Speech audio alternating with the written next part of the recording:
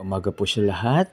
God bless us all. Ngayon po ay araw po ng Sabado, 27 ng January.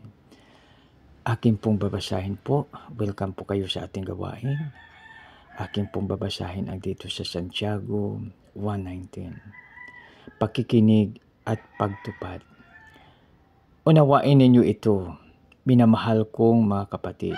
Ang bawat tao ay dapat na maging mabilis sa pakikinig, marahan sa pagsalita, mabagal sa pagkagalit. Purihin nawa ang Diyos sa pagbasa ng kanyang salita. Tayo manalangin, Lord. Maraming salamat po sa iyong gabay sa bawat isa sa amin. Lord, maraming salamat sa pangalan ni Jesus na aming Panginoon at Tagapagligtas. Lahat po ay magsabi ng Amen. Mga kaibigan, pwede po natin ito siyang i-shortcut. Be quick to listen or be quick to hear, slow to anger, and slow to speak. O kaya, baliktarin po natin. No? So, pwede natin sabihin na, no? Be quick to listen, slow to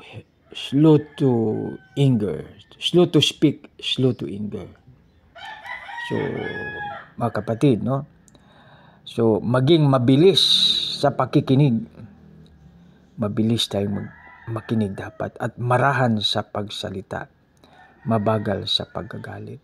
So, pagtingnan natin mga kaibigan, tayo ay may dalawang tainga. May isang bunganga lang. No? Kaya, mas maganda na gabay sa atin po ito, yung ating napag-aralan po ngayon.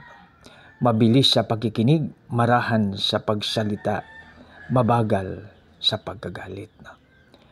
So, ibig sabihin niya na bago tayo magsalita, makinig po muna tayo. Bago tayo magalit, makinig muna tayo at pag-aralan muna tayo. Pag-aralan po muna natin. No? So, basahin ko pong muli. Pakikinig at pagtupad. Unawain ninyo ito, minamahal kong mga kapatid. Ang bawat tao ay dapat na maging mabilis sa pakikinig, marahan sa pagsasalita, mabagal sa pagkagalit. Mga kaibigan, tandaan po natin, no? Dapat mabilis po tayo sa pakikinig, tayo ay marahan sa pagsalita at mabagal sa pagkagalit. Salamat, tayo ay manalangin. Panginoon, maraming salamat sa iyong gabay. Lord, tulungan mo kami na kami po ay mabilis sa pakikinig, marahan sa pagsalita at mabagal sa pagkagalit. Salamat po, Lord, sa iyong gabay. Sa aming dakilang Ama, ang Diyos na labam, isa katakob, dinadanin po namin ito sa matamis na pangalan ng iyong anak na si Jesus na aming Panginoon tagapagligtas. Lahat po ay magsabi ng Amen. God bless us all.